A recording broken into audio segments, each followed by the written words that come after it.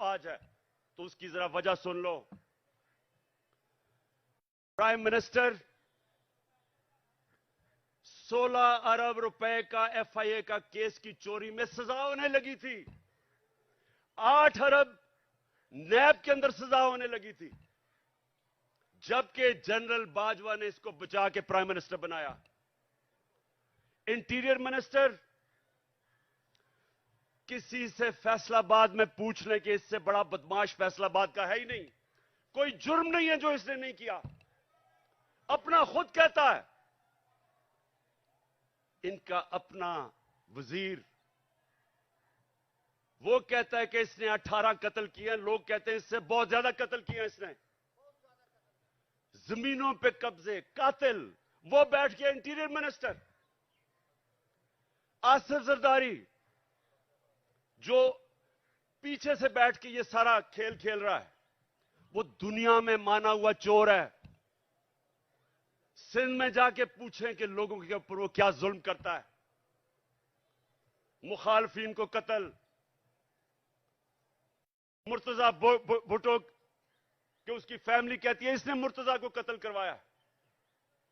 चोर, कातिल, अरबों रुपए की चोरी का केस में पकड़ा जाने लगा था, जनरल बाजवा ने बचाया इसको। और उधर लंदन में बैठा हुआ भगौड़ा जो मुल्क को वहां बैठ के कंट्रोल कर रहा, सजाए याफ्ता, अरबों रुपए के घर में बैठा हुआ लंदन में, जो यहां से चोरी करके पैसा लेके गया है, वो मुल्क को वहां से बैठ के फैसले कर रहा है कि आर्मी चीफ कौन बनेगा। मुझे यह बताएं कि जब मुल्क के सरबरा ऊपर फैसला करने वाले मुल्क के बड़े बड़े मुजरिम बैठ जाएंगे, तो क्या मुल्क का दिवालिया नहीं निकलना? कौन सा मुल्क दुनिया में, मुझे एक मुल्क बताएं जो कि ऊपर जा रहा हो और जिधर इस तरह के चोर बैठे हो। और अल्लाह का हुक्म है हमें कि हमने तो इन लोगों के खिलाफ जहाद लड़नी थी। जब इंसान भेड़ बकरियां बन जाते हैं, जब वो राय हक पे नहीं खड़े होते, जब वो जुल्म का मुकाबला नहीं करते, तो अल्लाह उनको भेड़ बकरियों की तरह रखता है, उनकी कोई हैसियत नहीं होती। जिस कौम में जुल्म का मुकाबला करने की सकत नहीं होती, दिलेरी नहीं होती, वो कौम गुलाम बन जाती है। मैं बार बार इस्लाम के सबसे बड़ा जो सानिया हुआ था करबला का, मैं बार बार बताता हूं कि कूफा के लोगों को पता था कि हजरत इमाम हुसैन राय हक पे खड़े थे, उनको पता था। लेकिन यजीद के जुल्म के खौफ की वजह से उन्होंने इस्लाम की तारीख का सबसे बड़ा जुल्म होने दिया। ये जो खौफ का बुत है, ये इंसान को गुलाम बनाता है। इसकी पूजा करोगे, गुलाम भी होगे, जलील भी होगे। आज सारी दुनिया में पाकिस्तान जलील हो रहा है, भिखारियों की तरह कर्जे मांग रहे, कोई नहीं दे रहा, के चोर ऊपर बैठे हुए हैं, वो क्यों नहीं दे रहे पैसे? नंबर 1 उन सारी बाहर की दुनिया के लोगों को पता है कि ये जो ऊपर बैठे हुए हैं ये सबसे बड़े डाकू हैं, इनके पैसा बाहर पड़ा है। मैं जब प्राइम मिनिस्टर था, तो जब दूसरे मुल्क का प्राइम मिनिस्टर मुझे मिलने आता था, तो मेरा जो फॉरेन ऑफिस है वो मुझे पूरी तफसील देता था, किधर पड़ा है, माजी में इसने क्या किया, इसकी रेपुटेशन क्या है, एक एक चीज मुझे पता होती थी जब वो मुझे मिलने आता था। तो क्या ख्याल है, जो आप ये आसिफ जरदारी या ये जो शहबाज शरीफ बाहर जाता है, एक एक चीज बाहर की दुनिया को पता होता है कि इनके कितने पैसे बाहर पड़े हैं। ये दो खानदान अगर आधा भी अपना पैसा पाकिस्तान में ले आए, तो यहां आपको कोई आईएमएफ या किसी से कर्जे लेने की जरूरत ना पड़े। अपना पैसा चोरी करके मुल्क से बाहर और लोगों से भीख मांग रहे हैं कि पाकिस्तान को डॉलर दो। अपने पैसे डॉलरों में बाहर रखे हुए हैं। 100 रुपया जब से ये आए हैं, 100 रुपया गिरा है डॉलर के मुकाबले में। तो कौम तो 100 रुपए से ज्यादा गरीब हो गई है। कौम की तो खरीदार और कम हो गई है। और ये डॉलरों में पैसे रखने वाले, इनका तो 100 रुपए और ऊपर चला गया। इनका मकसद कभी पाकिस्तान नहीं था, नहीं तो इनका जीना मरना मुल्क में होता। ईसीएल पे चले जाएं तो इनकी टांगें कांपनी शुरू हो जाती हैं, खौफजदा हो जाते हैं कि हम बाहर नहीं जा सकते। मैं ये कहता हूं, मुझे डालें ईसीएल पे, मैं तो जाना ही नहीं चाहता बाहर।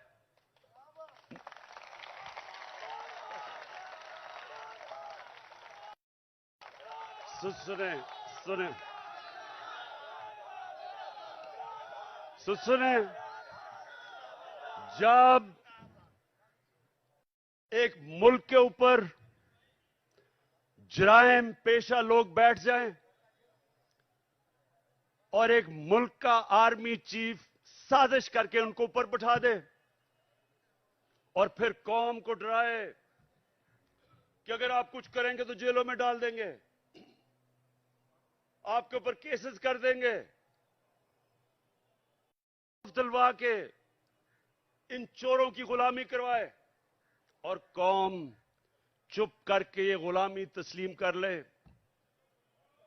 वो मौलाना रूमी ने जो कहा था, उनसे पूछा कि कौम कैसे मरती है। मौलाना रूमी से पूछा कि इंसान तो हमें पता है कैसे मरता है, कौम कैसे मरती है। मौलाना रूमी ने कहा, जब एक कौम अच्छे और बुरे की तमीज खत्म करती है, कौम मर जाती है। ये हमारी मौत है। ये सुन लो पाकिस्तानियों, ये मौत है। ये चोर जो ऊपर बैठे हुए हैं आपके सामने, इनके ऊपर जो केसेस हुए हैं, केसेस इमरान खान ने नहीं बनाए। इनके केसेस, इनकी जब हुकूमतें थी 10 साल में, तब के केसेस बने हुए हैं। ये साग डार नून लीग की हुकूमत में बाहर भागा था। नवाज शरीफ के 2 बेटे नून लीग की हुकूमत में बाहर भागे थे। मैंने केसेस नहीं बनाए थे। मरियम जो पकड़ी गई पनामा के अंदर, वो तो इंटरनेशनल इंकशाफ हुआ था, जिधर पता चला कि अरबों रुपए के 4 मेफेयर के लंदन के सबसे अमीर महंगे इलाके में इसके नाम पे निकले और इसके भाई ने टीवी पे जाके तस्लीम किया कि अल्हम्दुलिल्लाह ये मरियम नवाज के फ्लैट है। आज तक एक रसीद नहीं बता सके कि पैसा किधर से आया है, क्योंकि चोरी का पैसा था। वो फिर रही है जिस तरह के कोई मलका एलिजाबेथ फिर रही है पाकिस्तान में, हर जगह कभी एक तक। और ये जुल्म देखें, उसको पूरा तरह पुलिस का प्रोटोकॉल, पंजाब की हुकूमत टैक्स के पैसे के ऊपर उसकी मदद, उसके लिए ठहराना चलाना, जलसे करना। और जो साबिक वजीर आजम, एक कातलाना हमला हो चुका है, मुझे पता है कि इन्होंने किया। वो लोग जो आज सारे पावर में बैठे हैं, राना सनाउल्लाह, शहबाज शरीफ और ये जो डर्टी हैरी जिसको मैं कहता हूं, अपनी एजेंसी का आदमी मुझे कत्ल कर रहा है। वो अभी भी इख्तिदार में बैठे हैं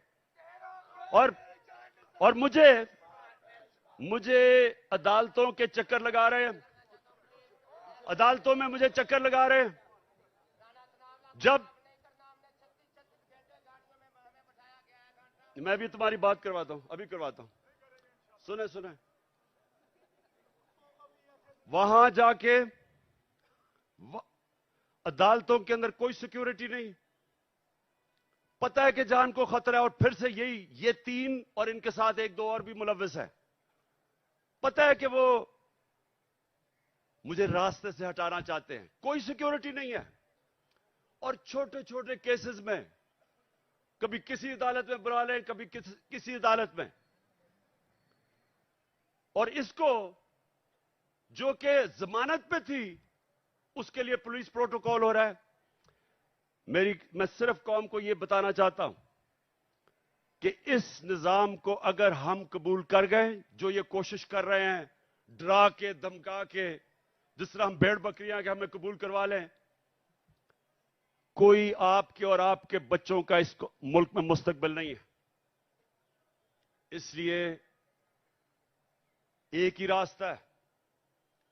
हमारी कौम, मैं अपनी सारी कौम को आज कहता हूं कि ये जो जेल भरो तहरीक, ये सिर्फ लोगों के खौफ दूर करने थे कि हमें कोई जेलों से फिक्र नहीं। और मुझे पता है, वो बिल्कुल नौजवान ठीक कह रहा है कि जानवरों की तरह इन्होंने हमारे लोगों को रखा। इन्होंने जान के ये साबित करने शुरू के ये और डरेंगे, पीछे हट जाएंगे। जबकि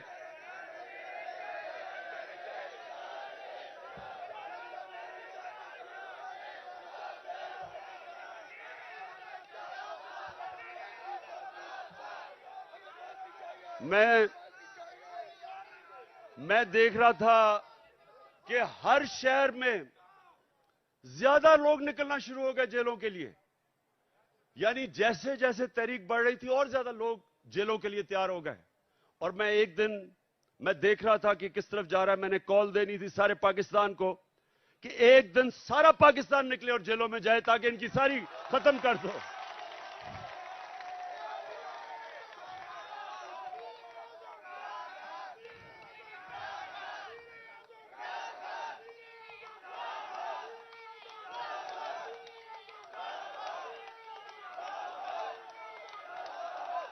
मैं चीफ जस्टिस को,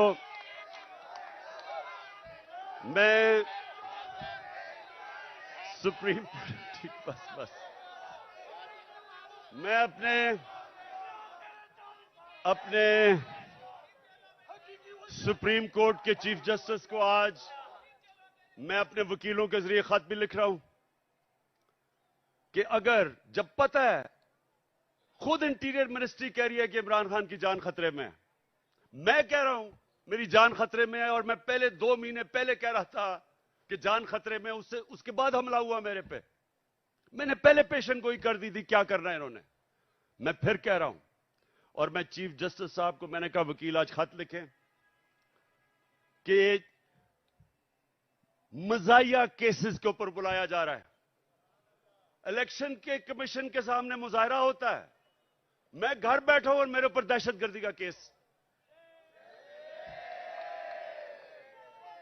तोशाखाना का केस, मैं तो कहता हूं आज कि जब भी तोशाखाना का केस मेरा सुना जाए, पब्लिक हियरिंग हो, टीवी के ऊपर सारी कौम को पता चले कि वो केस क्या है। कौम को पता चले कि क्या मजाक हो रहा है इस मुल्क से, कि जिन्होंने डाका मारा तोशाखाना के ऊपर जरदारी और नवाज शरीफ ने, उनके केसेस खत्म कर दिए हैं। और जिसने, और इंशाल्लाह ओपन हियरिंग हो, सारी कौम के सामने पता चले तोशाखाना केस क्या है। मैं चैलेंज करता हूं कि सारों के केसेस देखें, और अगर किसी ने कोई भी गैर कानूनी चीज तोशाखाना में ने की, उसका नाम इमरान खान निकलेगा। और मैं चीफ जस्टिस को हम ये खत लिखेंगे मेरे वकीलों के जरिए कि जब पता है कि मेरी जान खतरे में है, लाहौर हाई कोर्ट गया और इस्लामाबाद गया, कोई सिक्योरिटी नहीं थी। और जबकि जिसने मुझे गोलियां मारी, वो नवीद जो है, क्योंकि उसकी जान खतरे में है, उसको वीडियो कॉन्फ्रेंस के ऊपर उसे अदालत में वो बात करता है। तो ये तो ऐसा है कि जिन्होंने तहफ्फुज देना है, खतरा उन्हीं से ही है। जिसने, अब ये राना सनाउल्लाह जैसा गुंडा कभी ये किसी को तहफ्फुज दे सकता है क्या? ये शहबाज शरीफ, जिसने शहबाज शरीफ, जिसके ऊपर रिपोर्ट है कि पुलिस मुकाबले में इसने कितने लोग मरवाए हैं, आबिद बॉक्सर ने टीवी के ऊपर आके कहा कि मुझे यह हुक्म करता था लोगों को मारने के लिए। मॉडल टाउन में इन दोनों ने सबके सामने टीवी के ऊपर नहते लोगों के ऊपर गोलियां चला के 14 लोगों को कत्ल किया और 60-70 लोगों को गोलियां लगी। इन लोगों ने तहफ्फुज देना है। और ये जो डर्टी हैरी जिसको मैं कहता हूं, ये अपने इदारे को बदनाम कर रहा है। ये एक ऐसा आदमी है जो साइकोपैथ है, ये नॉर्मल आदमी नहीं है, ये हैवान है। जिस तरह का इसने आजम स्वाति से किया कि उसको नंगा करके जब तशद्दुद कर रहे थे तो रिकॉर्ड कर रहा था। और सुन रहा था। ये वो आदमी है, बच्चों को पकड़ के, सोशल मीडिया के बच्चों को जो इससे किया, जो शहबाज गिल से किया है, उल्टा लटका के उससे जो किया है। इन्होंने सोशल मीडिया के लोगों के ऊपर जो जुल्म किया, सहाफियों से किया, जो अरशद शरीफ से किया, अब लोगों को पकड़ पकड़ के वो जो जावेद बेचारा चौकीदार, उसको उठा के ले गए, उसको नंगा किया, उल्टा लटकाया। एक तो ये साइकोपैथ नंगा करने का इसको बड़ा शौक है, ये नॉर्मल नहीं है, इसका ज़हनी तवाजुन ठीक नहीं है। नंगा करके फिर उसको एक चरपाई के साथ बांधा, कुत्ते की तरह उसको जंजीर बांध के चरपाई के साथ 3 दिन बांधा। कौन करता है अपने लोगों से ऐसे? इदारे को ये बदनाम कर रहा है, और ये लोगों ने मेरी हिफाजत करनी है। खतरा ही इन लोगों से है। और इसलिए मैं चीफ जस्टिस को कह रहा हूं कि जब नवाज शरीफ जेल में था तो हमें हुक्म आया, मैं प्राइम मिनिस्टर था, कि अगर इसको जेल में कुछ हुआ तो आप जिम्मेदार हैं, हम जिम्मेदार हैं। तो मुझे तो खतरा ही उन लोगों से है। और मुझे कभी उधर जा रहा हूं, कभी किसी अदालत में, तो मैं आज चीफ जस्टिस साहब को इसके ऊपर लिखूंगा कि कौन जिम्मेदार है कि जब बार बार मुझे ये जाली केसेस पे बुला रहे हैं। और जब भी मेरा केस हो, और मैं चाहता हूं कि सारी कौम के सामने आए कि इमरान खान के ऊपर कौन से केसेस है, ताकि पता तो चले कि ये डाकुओं के अरबों रुपए के केसेस, हर किस्म का जुर्म किया है, वो माफ हो रहे हैं। और 74 केसेस मेरे ऊपर बना चुके हैं अब तक, और मेरे लोगों के ऊपर, हर के ऊपर, आजम स्वाति के ऊपर 30 केस, शहबाज गिल एक केस खत्म होता दूसरा केस। क्या जुर्म है इनका? क्या ये आजम स्वाति का जुर्म था कि उसने कहा कि NRO 2 जनरल बाजवा ने दिया? इस पे किसी को कोई शक है? किसी को शक है?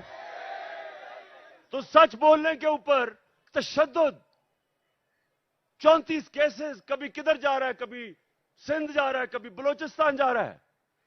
क्या ये पाकिस्तान का आज इंसाफ का निजाम है? और यही होना था जब चोरों को बाजवा ने ऊपर बैठा दिया, हमारे मुजरिमों को। तो मैं अपनी आज सारी कौम को कह रहा हूं, जो आगे, जब तक मेरी कौम इस जुल्म का मुकाबला नहीं करेगी, आगे आपके और आपके बच्चों का मुस्तकबिल अंधेरे में है। मैं जब शुरू में 11 महीने पहले कह रहा था, जब चोर ऊपर आए, मैंने पहले दिन से कहा कि मैं कभी इनको तस्लीम नहीं करूंगा। मैंने तब कहा था, मैं आज भी कह रहा हूं कि अगर मेरी कौम इनके खिलाफ ना खड़ी हुई, अगर हमने इनके सामने ना खड़े हुए, कोई मुस्तकबिल नहीं है इस मुल्क का। 8 लाख सबसे पढ़े लिखे लोग, प्रोफेशनल्स, पिछले चंद महीने में मुल्क छोड़ के चले गए हैं। कौम मुल्क से मायूस हो गए हैं, उम्मीद खत्म हो गई है। और क्यों ना हो, किसी मुल्क के ऊपर इन मुजरिमों को बिठा दो। मैं चैलेंज करता हूं, इन मुजरिमों को कल बरतानिया के ऊपर बिठा दो, उसका दिवालिया निकाल देंगे।